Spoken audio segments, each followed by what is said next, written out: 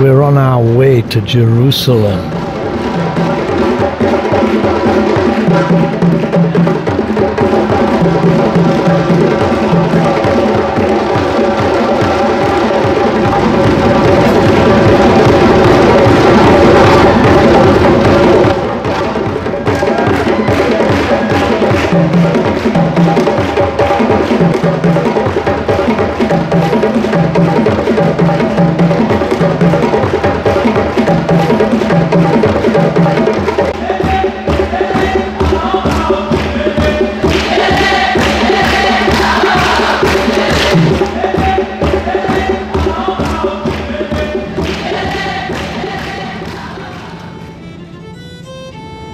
Flying over the Mediterranean on our way from Luton, England to Jerusalem.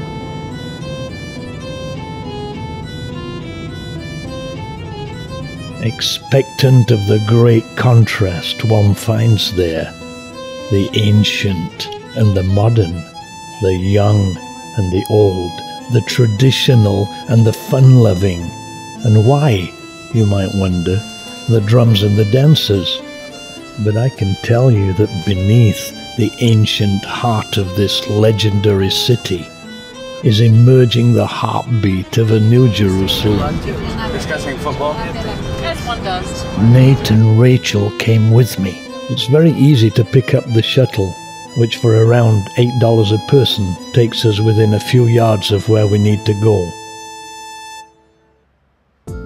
We got an Airbnb that cost around $100 a night for this 2-bedroom penthouse that overlooked the old city. On arriving, even in the night, we were looking out the window and feeling like, wow, we're in Jerusalem. We needed to eat, so we walked about 400 yards to a nearby mall in the hopes of being able to get a falafel pita bread sandwich. We were not disappointed. Drinks and snack, $30 for all of us. And great food, but fantastic to have Rachel and Nate with me.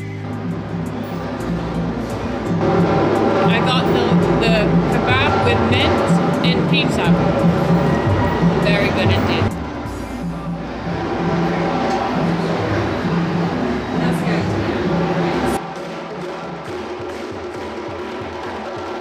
This is the venue for drum and dance night. The local people getting together and having fun. To me, on just arriving here and walking into this wonderland, it was like a celebration of life.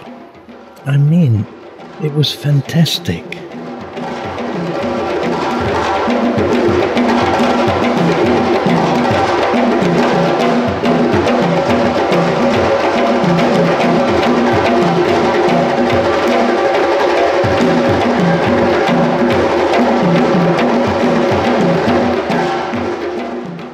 That was really something. There was power in it, a positive expression of energy, like this is who we are. Next morning we woke up to a view of Mount Zion, the city of David, and we enjoyed a nice cup of coffee and the beautiful view over the old city in the morning sunshine. We were anticipating a great day. The Mount of Olives, clearly visible in the distance.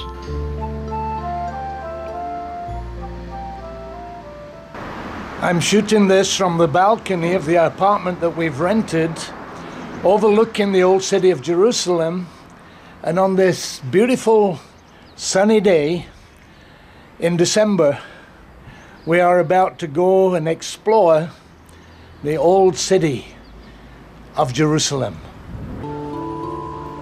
First stop, Jaffa Gate. I was taking shots of Rachel, and she was taking shots of me as we reflected on times past and 1992, when they were teenagers. We actually stayed in a friend's home. about 50 yards away.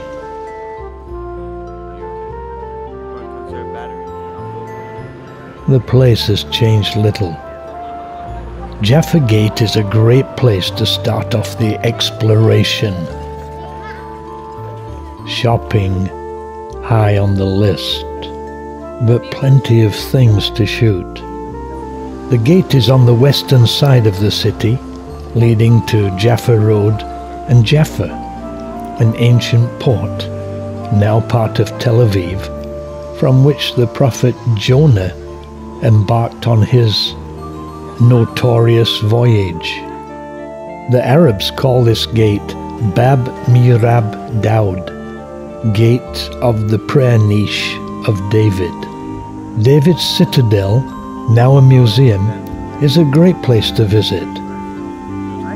There's easy access to all four quarters of the city from here. Nate and Rachel were busy getting some backup shots. An ancient wall. We were wanting a snack, so we made our way through the Armenian quarter to the Jewish quarter so Nate could try his favorite pizza. There's nowhere on earth like this place. People living their lives in history.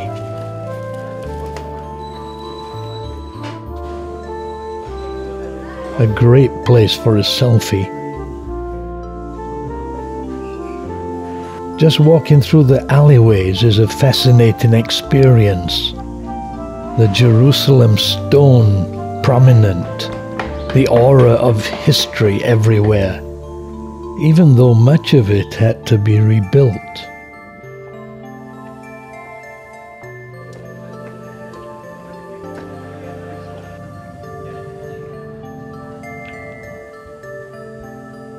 Strangely, the most noticeable feature is the cardo, the old Roman street that runs from north to south and is a common feature of Roman cities at that time. A reproduction of the Madaba map on the wall of the cardo shows its importance in the ancient city. The caption in Greek reads, "The Holy City, Jerusalem, Damascus Gate here, Zion Gate, Jaffa Gate, the Church of the Holy Sepulchre," all clearly seen. The actual cardo, below present street level, is very well preserved.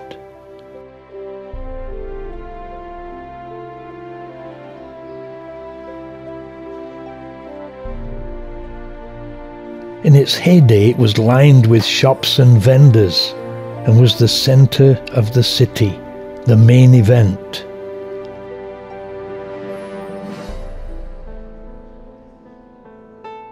The cardo's most important feature was its colonnade, running the whole length of the city, and though not a religious site, perhaps one of the most important because of its historical significance.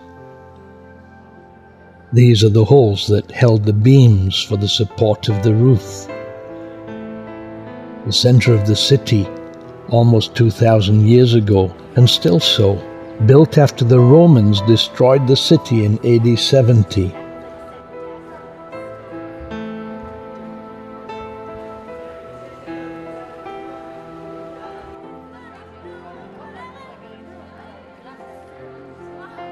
The last time Nate and Rachel were here was 1992, 23 years ago, when Nate was 11 years old, and he remembered the mushroom pizza.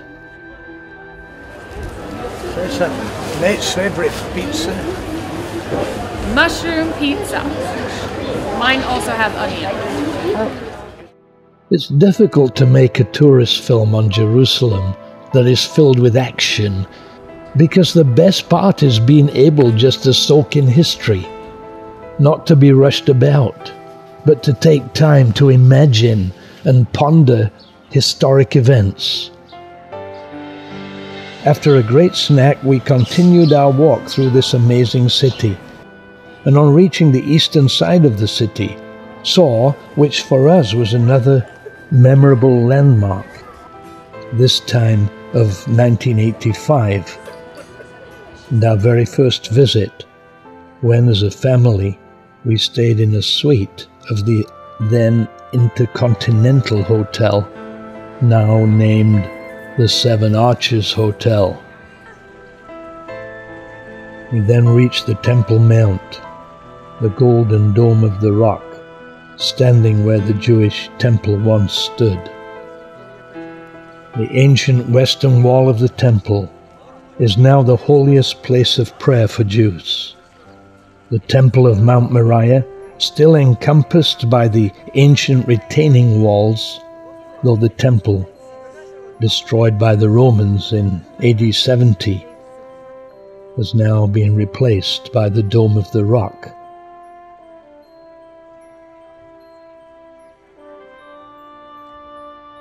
And the Al-Aqsa Mosque, meaning the farthest mosque, that many believe was the farthest mosque visited by Mohammed in his supernatural night flight. The Ophel Archaeological Park is situated below the southern wall of Temple Mount.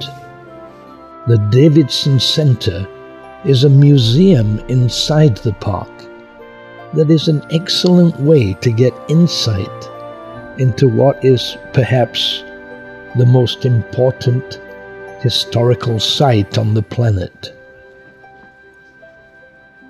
Outside is the real thing, the temple walls, an old Herodian street, and buildings that in times past were the center of the city.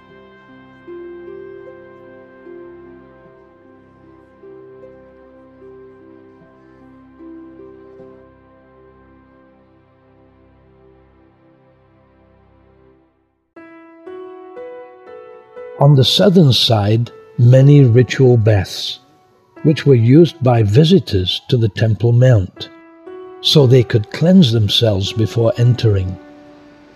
It was here they would enter the temple precincts, some of the steps restored, some of them original.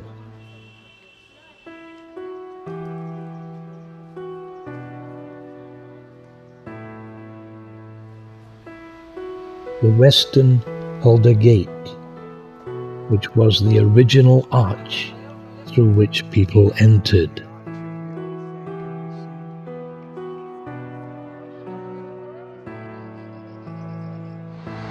The western Halldor Gate was built in the Second Temple period as a double gate. Most of the gate is blocked, as you can see, but one of the arches is still visible above me over here.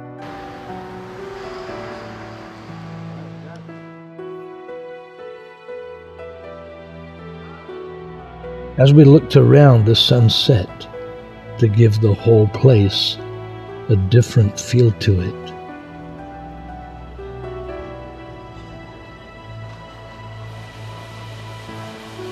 Afterwards, we strolled up past the Wailing Wall to the Jewish quarter to have a shawarma pita bread sandwich. Very nice, with pickles, olives, fries, and a drink. In a historical setting. This has to be the best snack Jerusalem has to offer.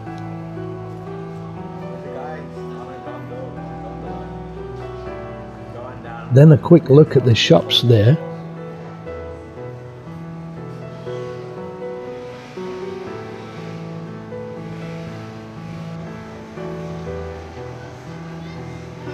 Before walking through the city and exploring some of the ancient sites. The cardo at night.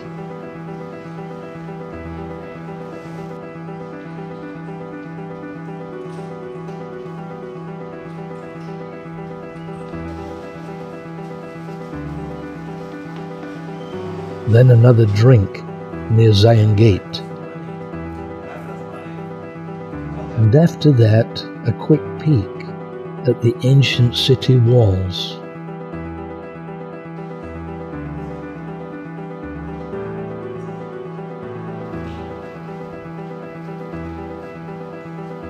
These were the walls restored by Nehemiah 2,500 years ago. The city has a different feel to it at night, and we walk through the Armenian quarter and the narrow alleys of Jerusalem stone, typical of the city.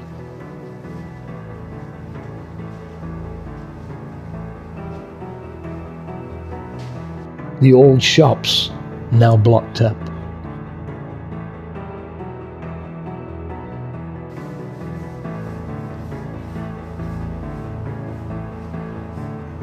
Final stop was to visit the store that we had visited many times when they were young,